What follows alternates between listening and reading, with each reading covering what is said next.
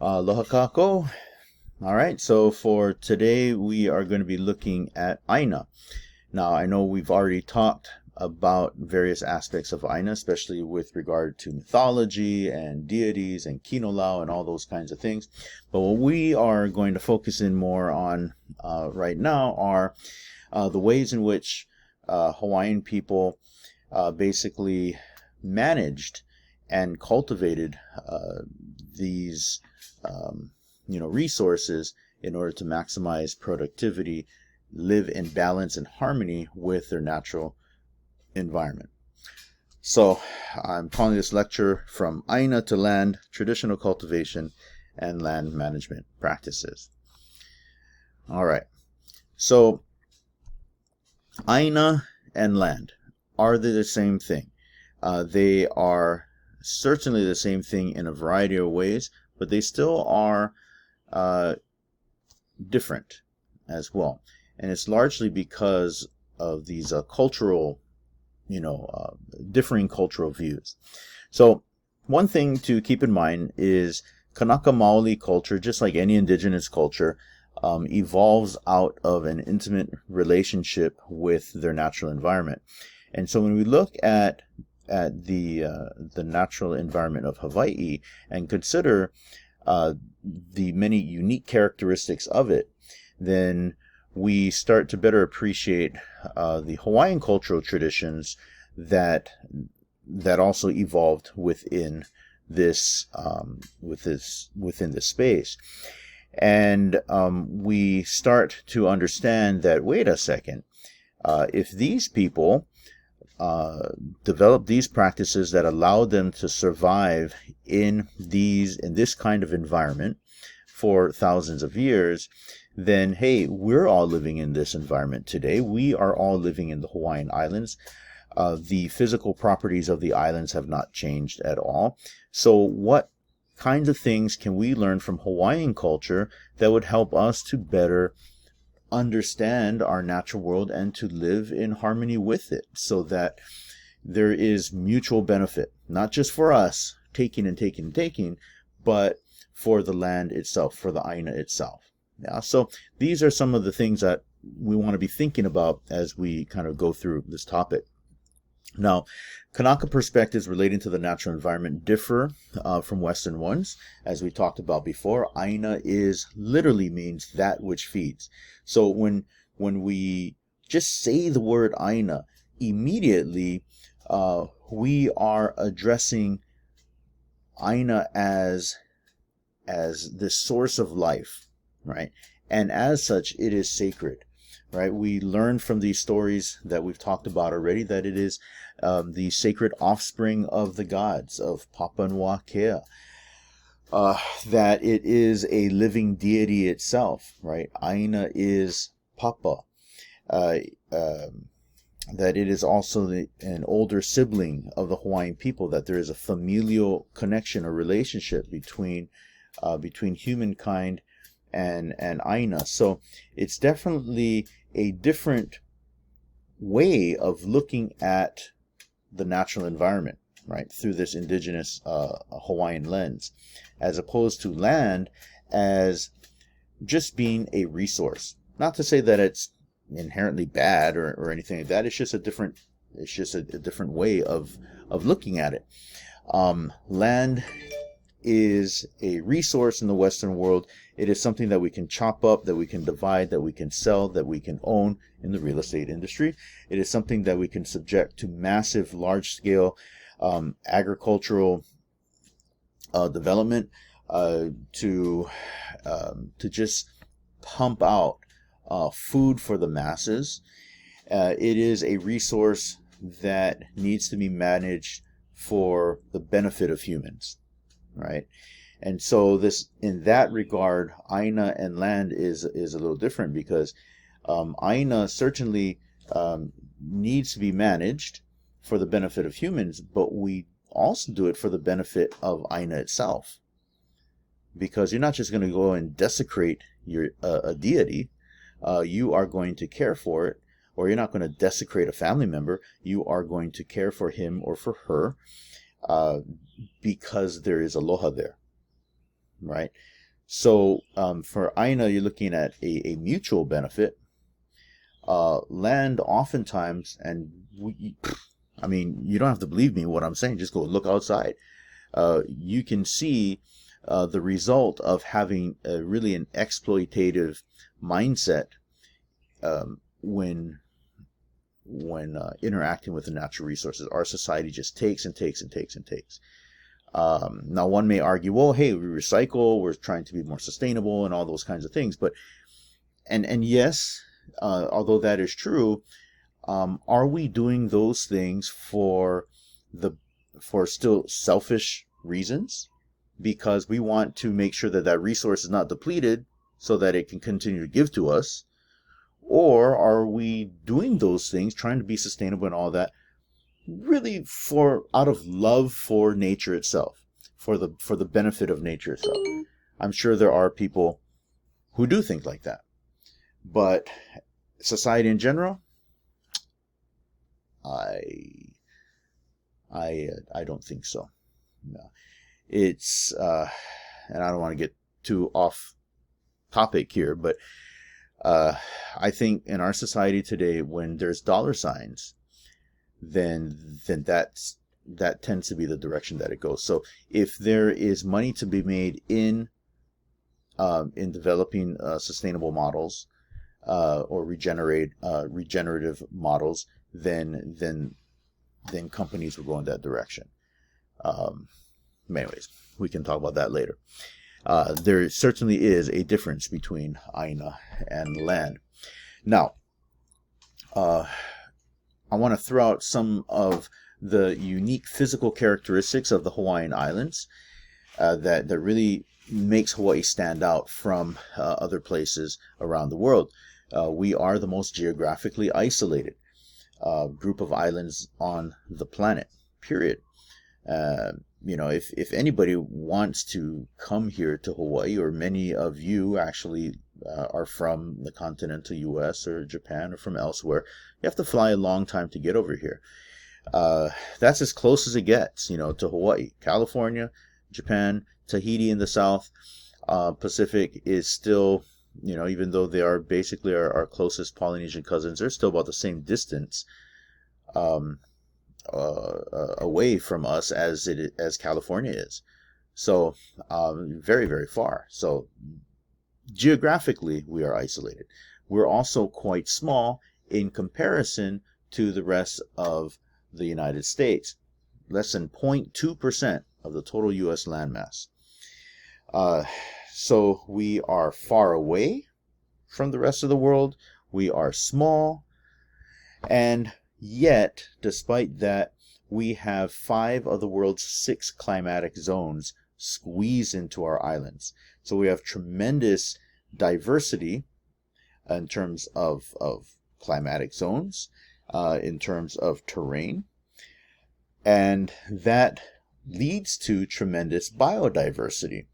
So the organisms of flora and fauna species over the years that naturally arrived to the Hawaiian Islands were able to adapt and evolve to the unique, habitats here in the islands, and were able to speciate into completely new species, or radiate into completely new species, to the point where we have one of the highest rates, if not the highest rate of endemism on the planet.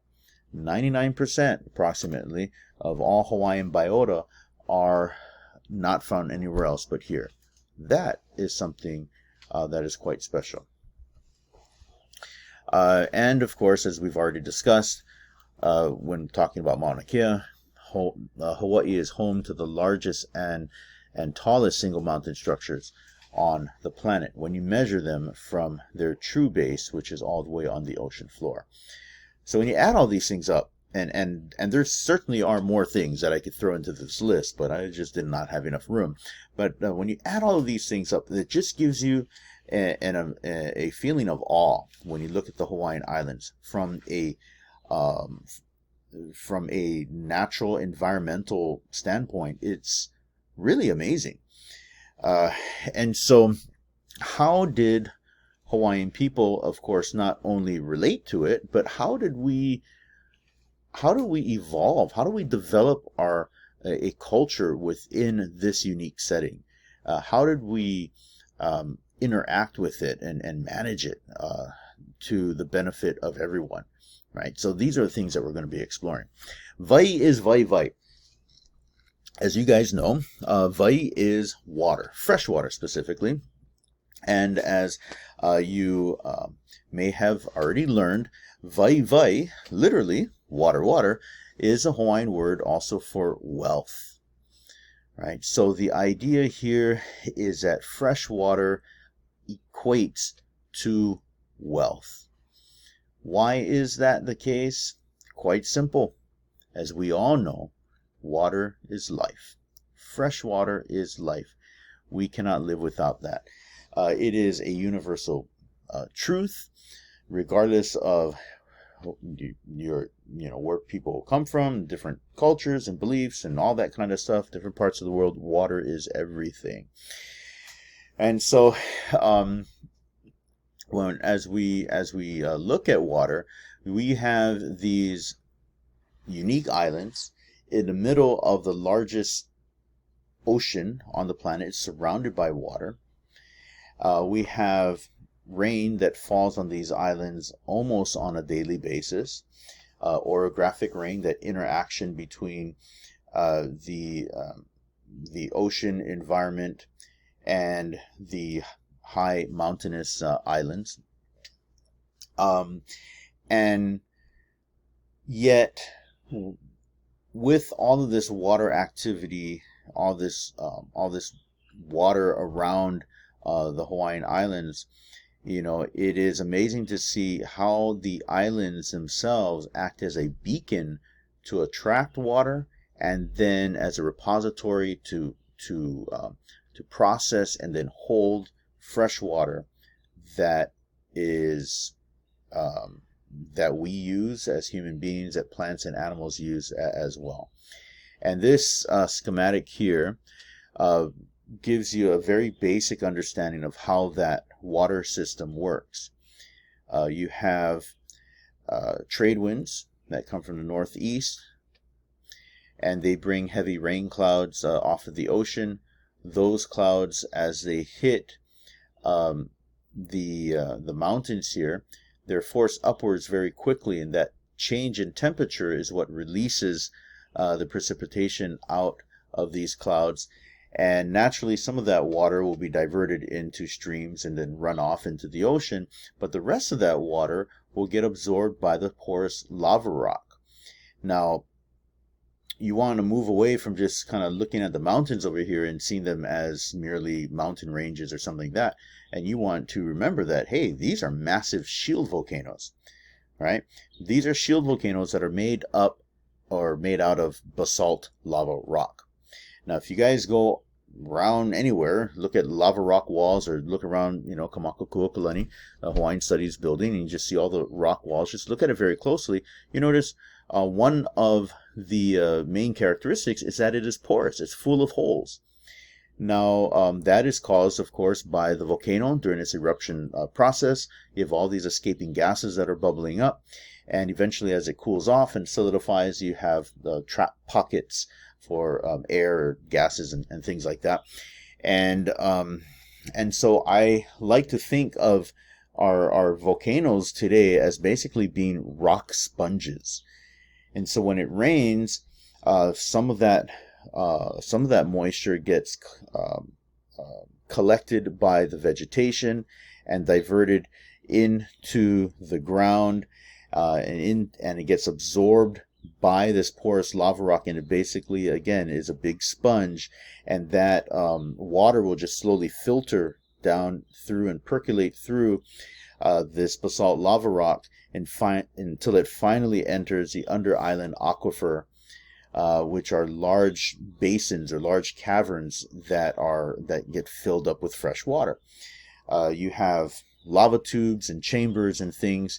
The underside of the islands are hollowed out because of magma, right? There used to be big pockets of magma that that once they erupted, then they emptied out, and now they become collection points for all this water. Now you also have water seeping in from the ocean, right? Because if water can percolate, fresh water can percolate, you know, from up on top down to the bottom. You can also certainly have water percolating in from the ocean. So you have salt water under the island and going throughout the island as well. But because of the different densities in these waters, fresh water will naturally rise or float to the top. The salt water, more dense, it'll remain below. And we will skim the top with artesian wells, and we will suck out that fresh water, which is how we get our drinking water today. So it really is an amazing system. It takes about 30 years for that rainwater to filter all the way down through the lava rock into the aquifer. And so when you consider the delicacy, I don't know if that, just the delicate nature of this whole system, and the time that it takes for that fresh water to be processed, it is magical in my mind. At the very least, very, very special. And it's certainly a resource that is worth protecting, but we will never be as committed and dedicated to protecting it if we don't understand how special it is in the first place. So that is a very first step, is understanding how our water system works.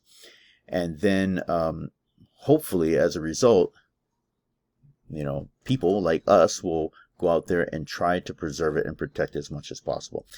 Now we'll get into the Red Hill crap later on, but it would be horrible if we were to pollute this amazing natural water system to the point where we are forced to import fresh water, drinking water from abroad, or build out huge desalinization plants just so that we can survive here. That would just be ridiculous, especially when we have this kind of water system already on these large islands. So it is a very important reminder when we say Vai, we want to think of fresh water, we want to think of life, we want to think of wealth, and we want to think of special nature of it and how it is certainly worth protecting. All right, so let's get into traditional divisions of Aina. This is a pretty cool picture in the background. You can see what the Mo'iliili area, what the Waikiki area, what the Manoa area looked like before. Manoa is largely this, going all the way up into the valley, which is Lo'ikalo. Yeah, taro farms or kalo farms. And you can see Le'ahi there in the background. So a lot has certainly changed over the years. First, before we get into the farming stuff, let's look at land divisions. So in order to manage the Aina in the best possible way so that it's productive, we had to categorize and land so that we could organize it in a way so that it could be, farmed in the best possible way. So the largest land division in the islands is called Mokupuni. Mokupuni are islands. Very simple. There are 18 Mokupuni that make up the Hawaiian archipelago today. However, the 8 main Mokupuni are the ones that most people are familiar with. But if you look at this map here below, you can see that the archipelago continues all the way up here and includes a whole bunch of much smaller atolls and whatnot. All right, from a Mokupuni, we have Moku. So Mokupuni is an island. Moku are large land districts that make up a Mokupuni. So for the island of Oahu, we have 6 Moku. the University of Hawaii is located within the Kona Moku. If you go around, if you're heading out east, you're heading out to Sandies, then you are going to be entering the Ko'olaupoko Moku. And going all the way around the point, where you have Waimanalo and Kailua and Kaneohe, etc., which is generally known as the windward side of the island, that is all still a part of Ko'olaupoko. And then as you get up towards Hau'ula side, you're going to be moving into the Ko'olauloa Moku, all the way out towards about Waimea, and then you're going to cross into Waialua, and then out to Kaena Point on the western end. You're going to be coming to the Waianae Moku, and then finally, all the way out to the south western end of the island, you're going to enter the Great Ewa Moku. Now, Ewa today we largely recognize as being the Ewa Plain, that large flat area on the other side of Pearl Harbor and out over there, Ewa Beach. But as you can see, the Moku of Ewa extended all the way through Pearl Harbor, included Pearl City, Mililani area, all the way up over there. So Ewa is a massive Moku. All right, so now we have Ahupua'a. Now, Ahupua'a are smaller land divisions within a Moku. They largely run from the mountains all the way down to the coastline and actually extend out into the ocean to include fisheries as well. Now, there are smaller land divisions beyond Ahupua'a, but we're not going to get into that.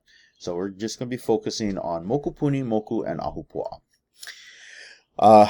The word Ahupua'a breaks down into two Hawaiian words. Ahu, which is altar, and Pua'a, as you may remember, means pig. So it's a pig altar. It's kind of an odd name, but there's several reasons for the name. Ahupua'a is, these pig altars were placed on the borders of the Ahupua'a in order to denote, right, one Ahupua'a from the other, from the next, etc., etc. And so they acted as borders, as markers between Ahupua'a. And they also served as altars where offerings were placed during the Makahiki season. So remember, when we were talking about Makahiki, this celebration for Lono and everything, all of the best foods and the best crafts and all those sorts of things were made available to Lono to entice him to return to the islands. Many of these things are placed on these markers or on these altars, so that as the entourage of chiefs that would travel around the island, they would collect these things and they would place them in the larger Ipu'o Lono Heiau for Lono during the Makahiki festivities. So the Ahupua'a did actually serve as altars for offerings, and they also served as boundary markers as well. Now, the other important thing about Ahupua'a is that it really was a really ingenious concept. It was a way of connecting people with the land so that they could work it in a most effective and productive way. The Ahupua'a boundaries, again, ran from the mountains all the way down to the ocean. And a town that lived on an Ahupua'a had equal access to all the resources that they would need in order to survive. So they had access to agricultural farmlands, to the forests up above, to the coastlines, and even to the reefs down below in the ocean. And so the main idea behind an Ahupua'a was that they were self-sufficient. They had everything that a community needed in order to survive. And so that is very, very important. When you look from a natural science perspective, and you're talking about how the reef ecology is based largely on the land and the runoff from the land and the nutrients from the land and all that kind of stuff that comes from the land, then an ahupua'a system really allowed for Hawaiian people to take care of the ocean by managing the forests, agricultural lands, and the coastal zone in the best possible way. Today, on the other hand, we don't have that kind of management system. So you may have, conservation land up above in the forests that only a handful of people have access to. You may have big landowners that own farms and they ranch cattle and all that kind of stuff in the middle, and then you have city and a whole bunch of houses or even industrial stuff down in the lower part and on the coastline. And so you have all of this disconnection from one zone to the next, to the next, to the next.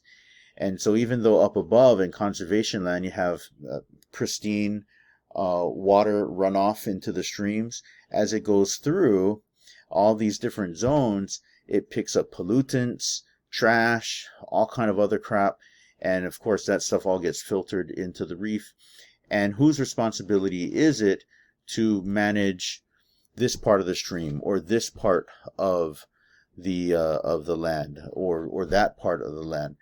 Well, it's each individual's responsibility, but who is responsible for managing the whole thing as one entity? And the answer is no one. And so you can see how ineffective that can be in today's terms when we want to malama Aina.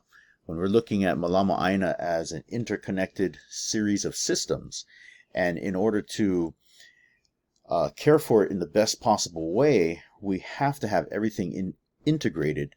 You had that in ancient times in this ahupua'a system. Today it is very much disjointed. So that is a big challenge. But this ahupua'a system allowed Hawaiians to maximize the productivity of the land. They're able to work it very effectively. They're able to farm it. They're able to care for the water resources that fed into the lo'i or into their taro fields. They're able to manage that water system as it entered into their fish ponds on the coastline, so that they had big, contiguous, healthy food production systems. It's amazing. And unfortunately, today it's not so amazing. But the ahupua'a system was actually started on this island of Oahu by a great chief by the name of Maili Kukahi. That will not be on the exam.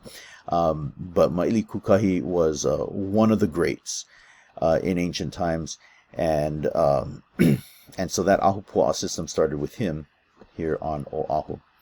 Now, as I mentioned before, being that the ahupua'a is dedicated to productivity of the land, making things fertile and growing food and all that kind of stuff, ahupua'a really are associated with Lono, the great god of agriculture, peace, fertility, etc. Right, and so that whole practice of makahiki that we also talked about, and how the ahupua'a system factored into that, of course, reinforces this idea that or this association between Lono and the ahupua'a system. So important to keep in mind. Okay, so I'm going to throw out another concept called Aina Momona. The word Aina Momona literally means fat lands. Now, Momona is fatness. Now, in today's society, fatness has a negative connotation, right? But in Hawaiian culture, fatness or Momona is associated with health. Yeah. And so Aina Momona are lands that are so ripe with food. They're just teeming with food, and they're so productive. That is good, healthy lands. Yeah, so that is where the term comes from. How do we turn Aina into Aina Momona? Well, Aina Momona, there's a very simple equation here. You have to take Aina, that is healthy to begin with, that has water and all these great properties to begin with, and then you got to throw Maka Aina Na into the mix. Aina plus Maka Aina Na, boom, equals Aina Momona. Right? Remember, Maka Aina Na come with the land. We work the land. We make it productive. And so, even though the land may have great potential here, when you add Kanaka into the mix, then it's able to bring out the best. It's able to make the Aina as productive as possible. Now, so that's the Aina Momona equation. Now, we've talked about Kalo. Of course, we know Haloa Nakalauka Palili and its relationship to Hawaiian people. And so Kalo certainly has a favored place within Hawaiian culture. But Kalo as a food resource is really worth looking at as well. It is one of the most nutritious foods that you can eat. It's high in carbohydrates. It's easy to digest. It's not going to break your body or break your system in order to break this food down. It's gluten-free. It's low-fat. It's hypoallergenic. You're not allergic. There are no allergies that are associated with it. So it's a great food to eat. It makes you healthy, keeps you strong. Why don't we eat more of it? Yeah, I know you're thinking about that. We'll get there. The kalo, or the i'o, or the corn, is high in potassium, fiber, calcium, iron, antioxidants. The lau, or the leaves, are high in vitamin A. It's one of the best things that you can eat. Highly, highly nutritious. So I would recommend, if you have an opportunity to get your hands on kalo or more kalo, then do so and eat it up. Now, if you don't like poi, understandable. It's kind of bland, but there are other ways to eat kalo as well. You can eat kalo pa'a, like baked potato. The kalo is cooked, and you can cut it up like that and eat it. There's a variety of different ways that you can eat kalo. I would highly encourage everyone to eat more kalo. Now, in ancient times, there were more than 20,000 acres, it was estimated, of cultivated kalo lands. Wow. To feed this thriving population. Today, there are less than 400 acres of kalo producing land. Kanewai, only 1 acre over there. Yeah. So, how did that happen? What happened to all of our kalo producing lands? We're going to talk about that. But there certainly are, negative impacts on the health of the community and everything else. So, yeah, keep that in the back of your mind. Different parts of the kalo plant. You have the lau, or the leaf. You have the ha. The ha over here, or the stem, and then of course you have the i'o, or the kalo itself. You have the oha, which are the small keiki, or the small new shoots that pop out from the kalo itself. And you have a bunch of other parts as well, but those are some of the main parts. And everything is edible. Yeah, that's the amazing thing. We eat the leaves, you eat the ha, you eat the kalo, and it is ono loa.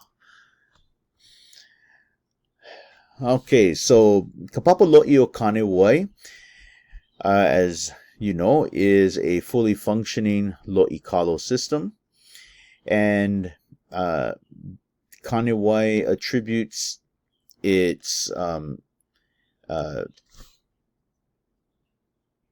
water source to Kane, right, the great god of fresh water, but also to Kanaloa, who is another water deity, a deity of salt water, but the two go hand in hand. Now, water is water, right? They're two sides of the same coin. So Kane and Kanaloa together create water, or create water sources, or maybe better, I should say, they find water sources. But ultimately, the name Kanewai comes from the spring that a spring that was created by the great god of fresh water. This is a very ancient lo'ikalo system. As you saw in that picture earlier, there were lo'ikalo all throughout the Manoa, Mo'ili'ili area, all the way up to the base of Le'ahi.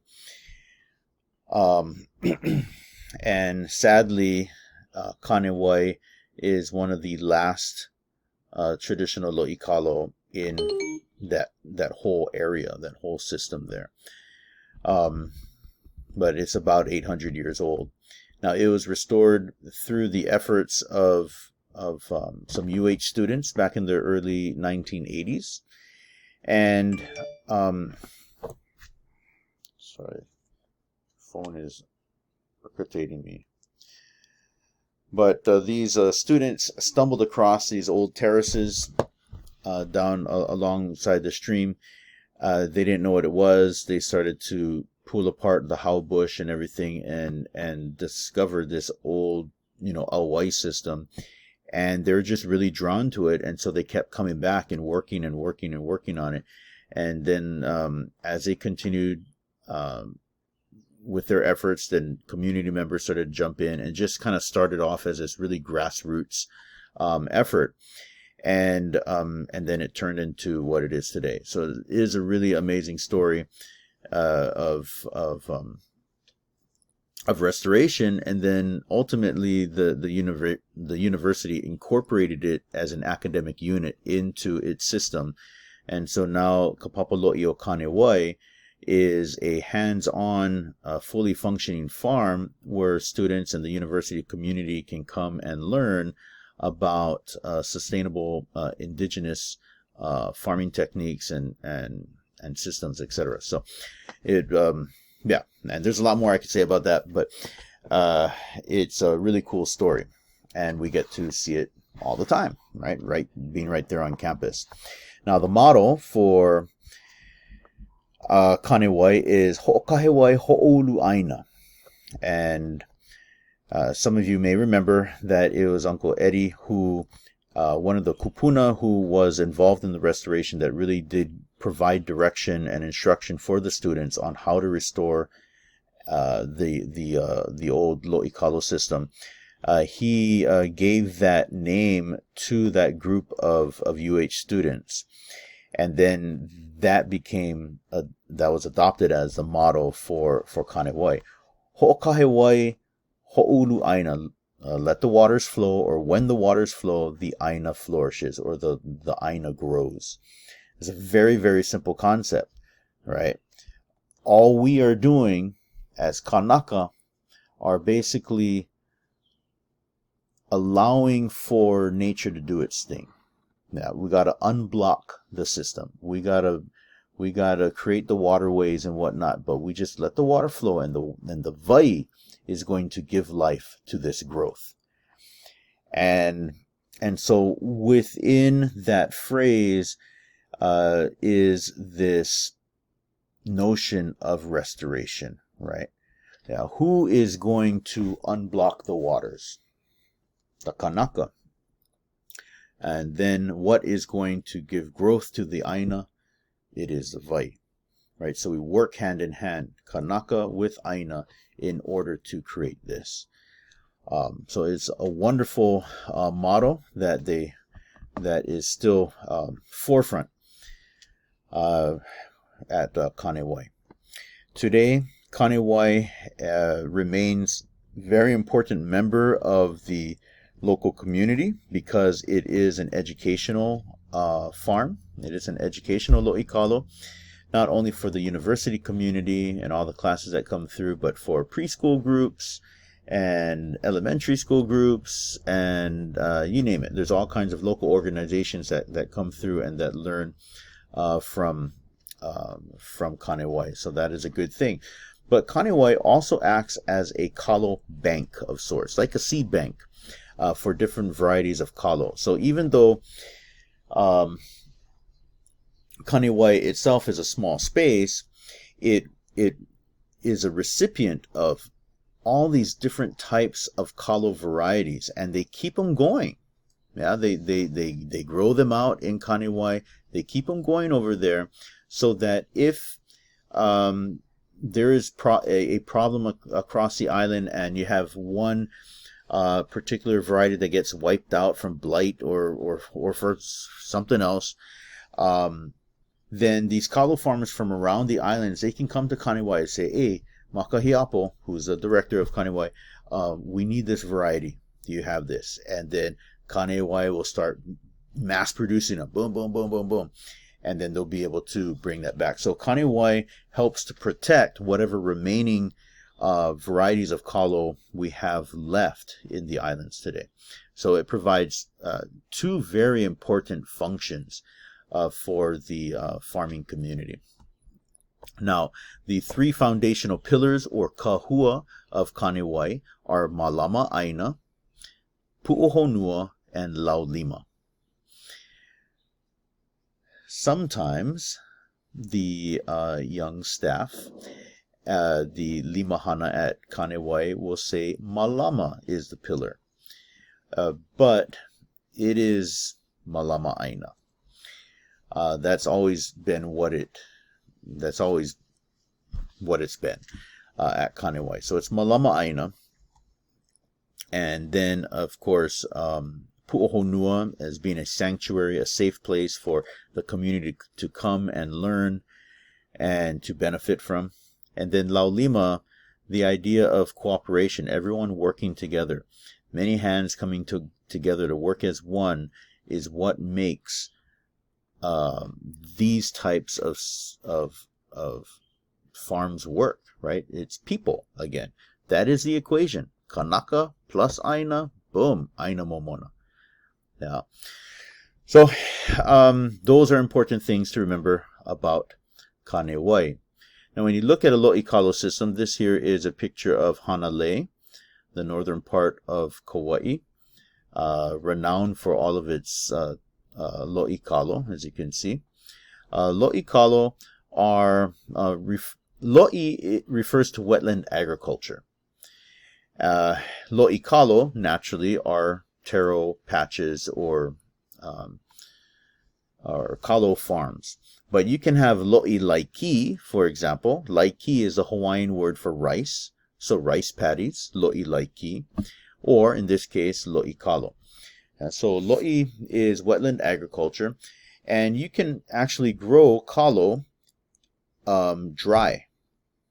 Any variety of kalo, you can also grow it dry. But what Hawaiians have discovered in the past is that if you grow kalo within in a lo'i system, then the kalo will grow faster, and the kalo will be you'll be able to produce more within a shorter period of time. Yeah. So that is why Hawaiians, we started to cultivate or to create extensive tracts of lo'i kalo around the islands. And the other thing is, going back to this Aina Momona concept, right? When you look at a lo'i-kalo, the name implies that we're focusing on one type of food, but really that's not the case. A lo'i-kalo system produces an abundance of food, period, right? That is what Aina Momona is all about. So within the lo'i-kalo, or within the lo'i, you have kalo that is being grown. But outside of the lo'i, on all these little odd-shaped, you can walkways or little intersections where the lo'i come together or whatever, you have other types of plants that are being grown as well. Down at Kanewai, you will see ko, or sugarcane. You'll see mango, which is a more recent introduction. But you'll see ulu, or breadfruit. You see kukui growing. Just a whole bunch of other types of foods that are also being grown within the lo'i-kalo system. Okay, so you don't want to just think of kalo as being the focal point. It's all this other food as well. Now, within the lo'i, you also have o'opu, hihivai, and opaiula that are cultivated from the streams. So these freshwater organisms will make their way in through the Auai system from the stream, and you'll find them in the Auai, you'll find them in the lo'i themselves, and Hawaiians will harvest these and eat them as well. So o'opu are a native freshwater kind of a goby fish. They are edible. It's the only freshwater species of fish that we have. And they're small, but they are edible. Opaiula are the small, obviously, very, very small, as you can see in the picture here, little red shrimp. Opai is shrimp, and ula is the color red. Hihivai is freshwater limpet. And so you can see here, kind of like opihi that you can pluck or peel off the rocks on the reef and you can eat it raw. You can do the same with hihivai as well. So these are favorite delicacies from the streams that are also cultivated within the Lo'ikalo system. So here are the main parts of the Lo'ikalo system. Number one, here you have the manowai, right? That helps to pull water up from the kahawai or from the stream, and then that water that gets pulled up is directed into a po'owai, the headwaters, and then it is taken from the po'owai in an auwai, number 3, to the lo'i itself. Now within a lo'i plot, you have a makawai, number 4. And the makawai will, you have the inlet on one side and you have the outlet on the other side. They're always opposite of each other, so to allow the water to flow and circulate and then exit. And then number 5, you have the ho'iwai, where the water returns back to the stream.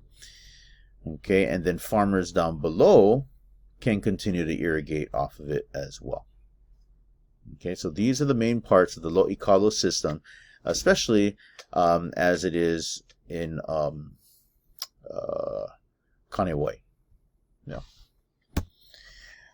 All right, so now we come to loko'i'a, which are known as walled fish ponds. Now, when you say loko'i'a, the word loko means inside. The word i'a is fish, and you can see one of the larger fish ponds over here on Oahu on the windward side. This is known as Moli'i fish pond. Mokoli'i is the little island that's off the coast there, known as Chinaman's Hat. But this is over at Kualoa on the windward side. And so you can see a very large fish pond. This is what Kualoa Ranch, they call their secret island. Yeah, the tourists, they say stupid stuff to, sell to tourists. But so tourists jump on their canoe, and Kualoa Ranch takes them across the fish pond on their canoe, and they come out to their secret island. It's not actually an island at all.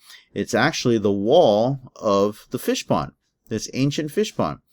And what's happened is that over the centuries, all of this sediment has just kind of gathered and collected on the outside of the wall to the point where they have sand and soil and vegetation, trees growing and stuff like that. So it's not an island. It actually is a part of the fish pond wall. But you can go out over there. They have activities for you and play beach volleyball and, do all that kind of stuff, lounge on the beach. But yeah, that's what that is. Now, there's different types of loko'i'a. But the most typical or common are these walls that will arc out into the ocean and create an enclosure on a certain part of the reef. Now, and these enclosures here are, of course, where fish are going to be raised and they're going to be cultivated there, and they are going to provide easy access for Hawaiians to scoop up fish. So they're really great really great at providing food. But just like the lo'ikalo that we talked about, when you say loko'i'a, you tend to focus on, or i'a becomes, fish becomes the focal point, right? You want to move away from fish ponds and thinking of them as just fish production, and you want to think of them as algae production, because that's really what is happening here. So Hawaiians, we found out a way to produce more algae in this environment than what nature can provide on the outside. Okay, and the way that that happens is you have these big walls, and then you have a makaha. These outlets, a little sluice gate that will allow the baby fish to come inside through the slats of the gates. They eat up all the algae in here. They get too fat. They can't escape. So they're stuck in here. And then we're able to come in and scoop them up and fish them very easily. But how does the fish pond produce a lot of algae? Very simple. They are built around freshwater sources. So at the mouths of streams or around freshwater springs, there has to be fresh water, because fresh water is naturally going to mix with all the salt water in the ocean, and you're going to have a brackish water environment, which is an oxygen-rich environment, which helps to stimulate more algae growth. On top of that, the fish ponds, generally speaking, are very shallow. They're only about 3 to 4 feet deep for the most part. And what this does is it allows the sunlight to penetrate to the bottom of the fish pond to, of course, encourage more or stimulate more algae growth. And so when you put all these elements together, you have these wonderful algae machines that attract the little fish to come in, and then, of course, prevents them from escaping once they get to Momona after that. What we have found is that, and I'm sorry for the graphic here, this comes directly out of your reading, but what we found is that the fish ponds tend to be a lot more productive at producing food for people than what you'd find out in nature.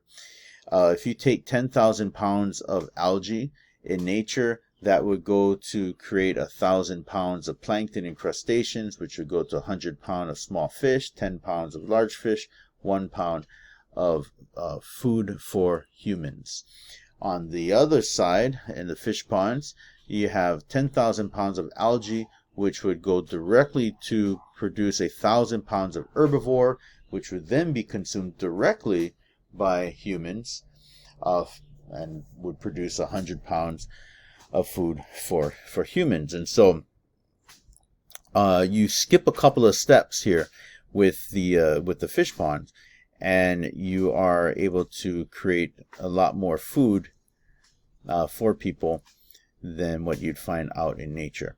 Right, so kind of similar to the lo'ikalo system.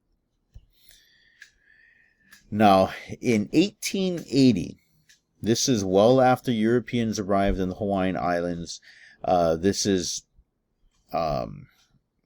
definitely the modern era. There were still 114 loko'i'a on Oahu alone that collectively amounted to 3,600 acres of fish pond.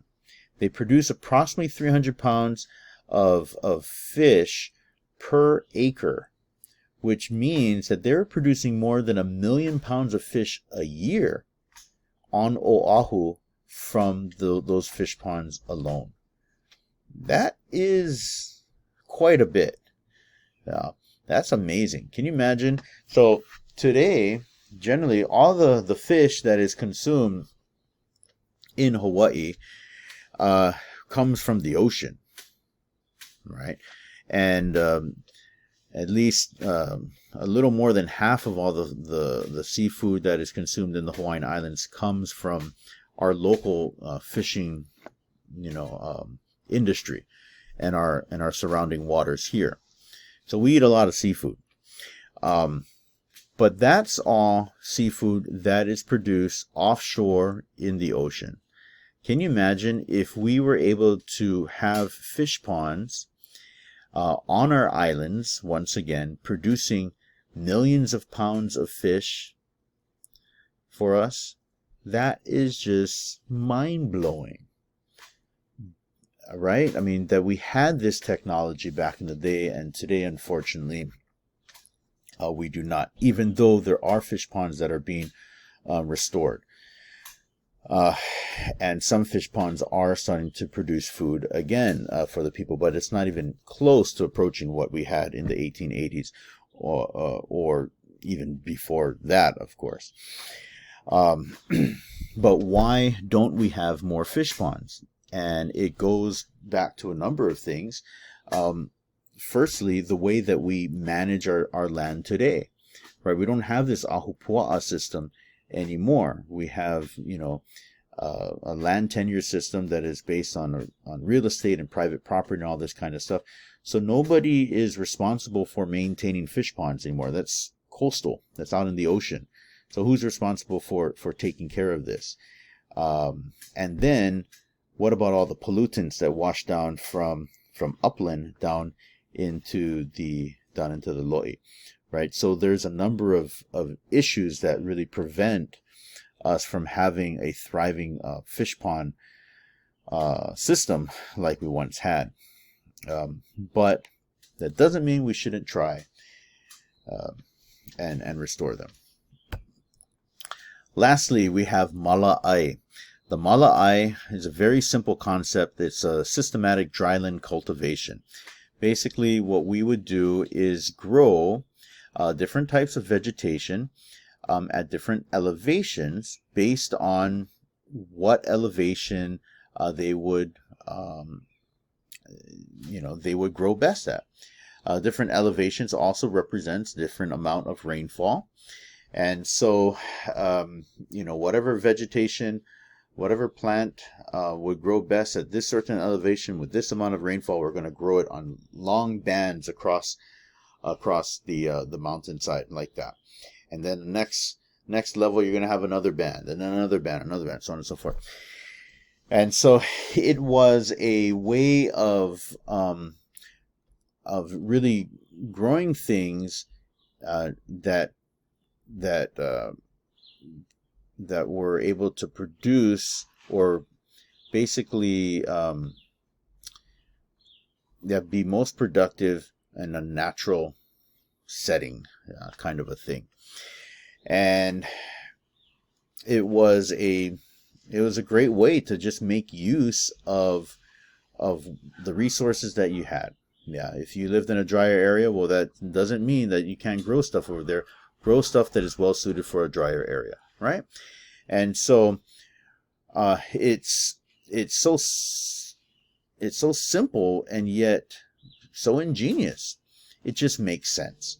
And so when you add all these different food production technologies up, you really get a true sense of this Aina Momona concept on steroids. It's like, wow, we're able to produce a lot more food in water-rich areas. We're able to maximize the water resources in an area to produce lo'i kalo system that was just off the charts. We're able to more efficiently produce seafood and fish in our oceans and our reefs. The ocean, we're able to produce more food than you would find naturally in drier areas as well. Every part of the islands, you're able to find food. Now, that is Aina Momona.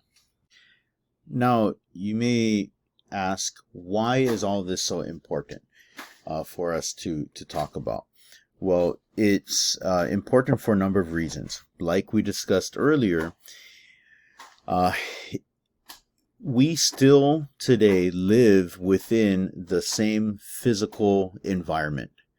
How can we better, more responsibly, more sustainably live within our environment? How can we produce more food within our island ecosystem than what we're doing today, right? So those are, things to think about. Another thing, though, is that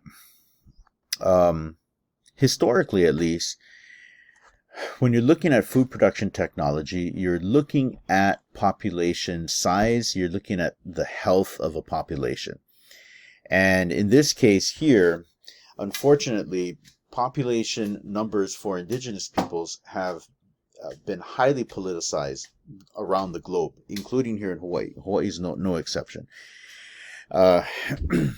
And why are they politicized? Because of the concept of colonization, right? You have foreign powers that want to colonize a place.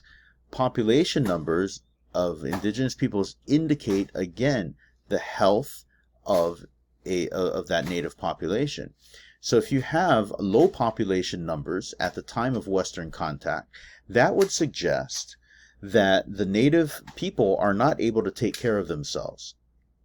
Okay, they're not able to really thrive in their natural environment. Now, on the flip side, what that also would suggest is a justification for colonization by saying, hey, well, if the native peoples have such a low population, that means that they're just kind of eking by. They're just kind of hanging on, to dear life. Well, guess what? They can benefit from colonization, because us Europeans, we're going to come in and we're going to show these native people how to farm better, how to how to live better, and that will increase their numbers. Yeah. And so you can see quite easily how, this kind of tug of war can play out with regard to population numbers. But the other thing with all this is that these population numbers, they can also absolve colonizers of culpability, or at the very least lessen their culpability and their sense of guilt for negatively impacting indigenous communities.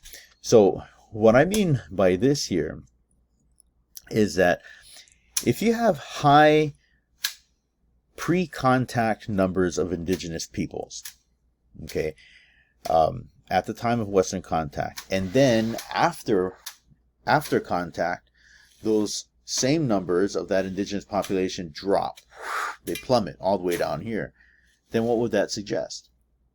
That would suggest that colonization had a very devastating effect on the native people. Yeah, that in fact, colonization was not good for the native people. And so now what you have is historians over time that have always been trying to lower the amount of native people at the time of contact. Right? Because if you can lower that, then the amount of indigenous population loss at the time of Captain Cook's arrival here to the time of the American overthrow would only be this much loss. Oh, that's not much. Those fall within the bounds of acceptable losses, right? It lessens the impact.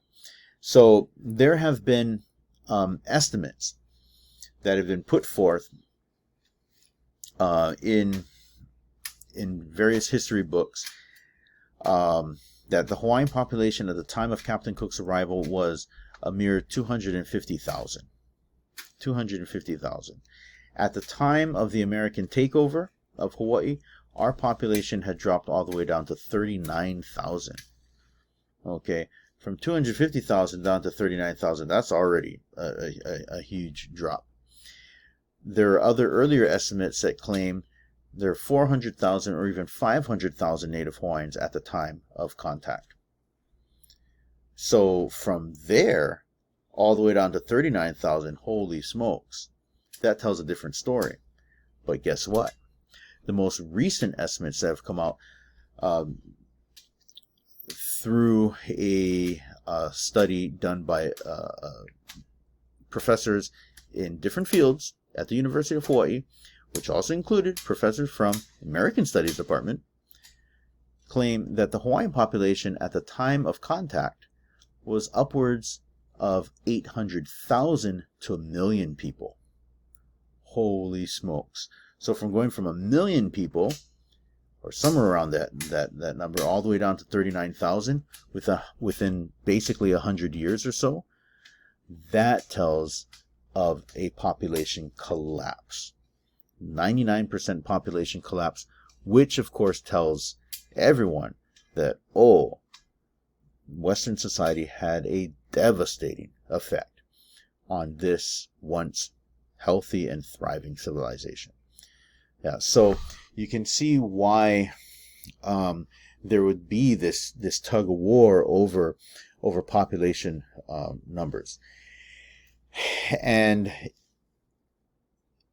if it weren't for the study, the archaeological study of food production technology, then we wouldn't have that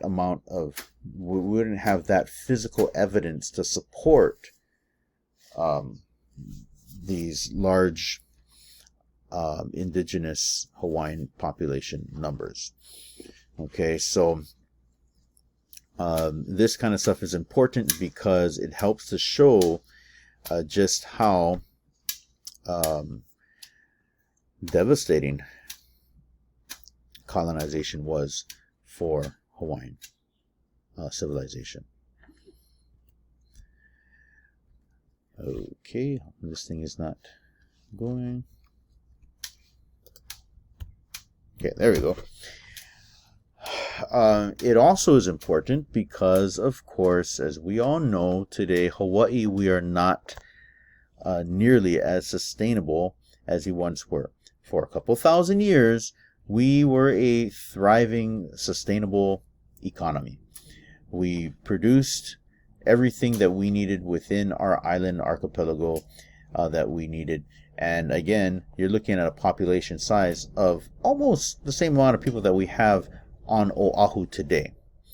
Right, so that's a large population that was able to survive very easily within the confines of our physical environment. And so, can we do that again? I would say probably not, because we're not living that lifestyle anymore.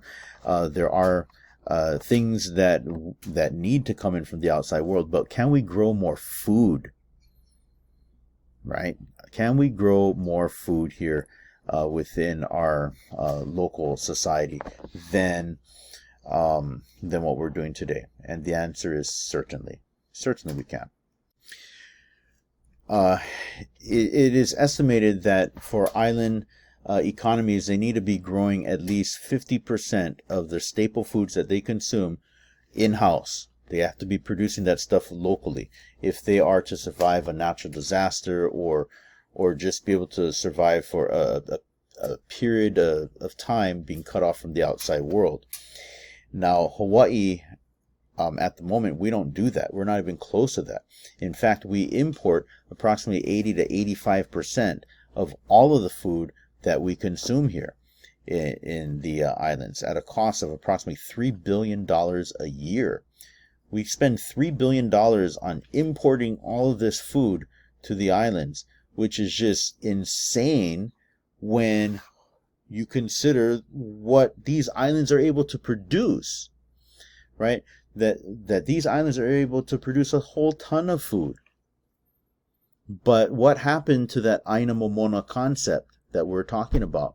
How do we go from being Aina Momona to now being Aina Pilau?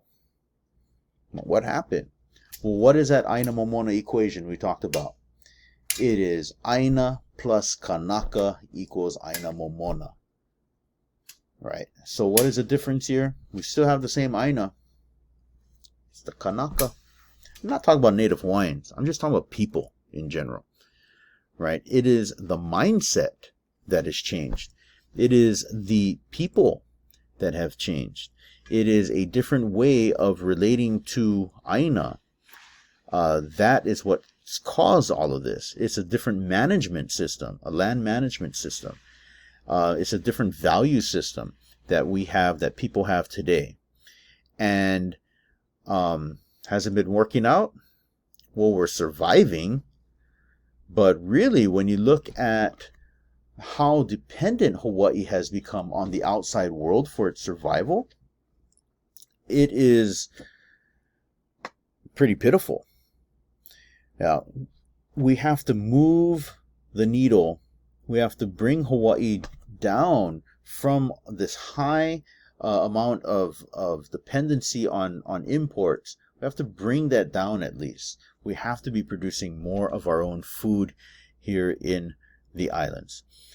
We can do it, but it's going to require a major shift in the way that people think. Yeah.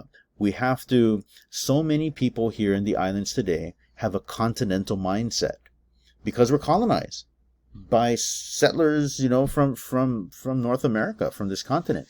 And so they bring their culture, they bring that mindset with them. Unfortunately, it's like driving a freaking round peg into a square hole.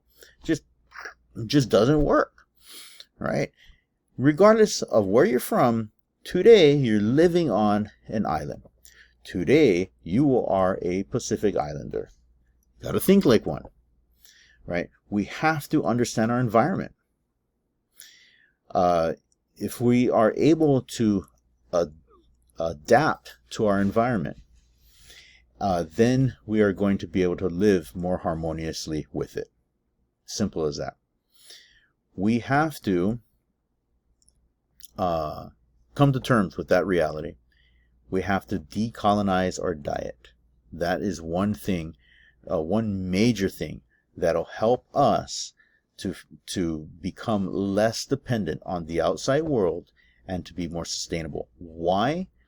Or what is this decolonization of the diet? We have to move ourselves away from a diet that is dominated by foods that cannot be effectively produced here. Now, if we are going to be a wheat and potatoes kind of people, then we really should move to where wheat and potatoes come from. That makes sense. But if you're going to live on an island where wheat and potatoes are not grown, you have to eat what grows best in this environment.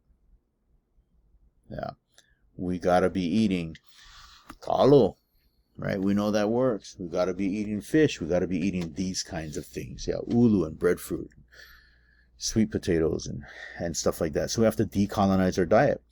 We have to kind of wean ourselves off of this continental mindset, this continental kind of diet, and we have to really adopt a more island-based one. Yeah, something to think about. Yeah.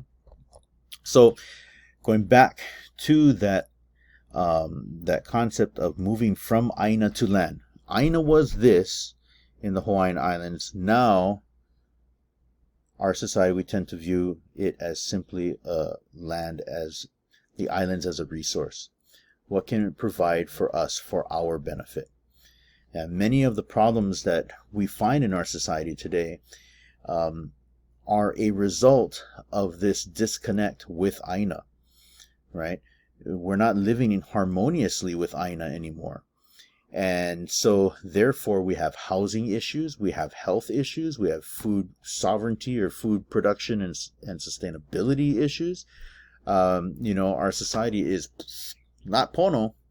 Why is that? Because we are disconnected with Aina, right? So, as it says here, we're no longer stewards of Aina. We're no longer working in conjunction with Aina for mutual benefit of ourselves as well as the land, but we are rather users of the land. Users. And so, if we are to get back into that state of Aina Momona, it really is up to us. Yeah. So, a lot to think about, but I pray that we can do it. Amen. Have a wonderful day, and mahalo for tuning in. See you in class.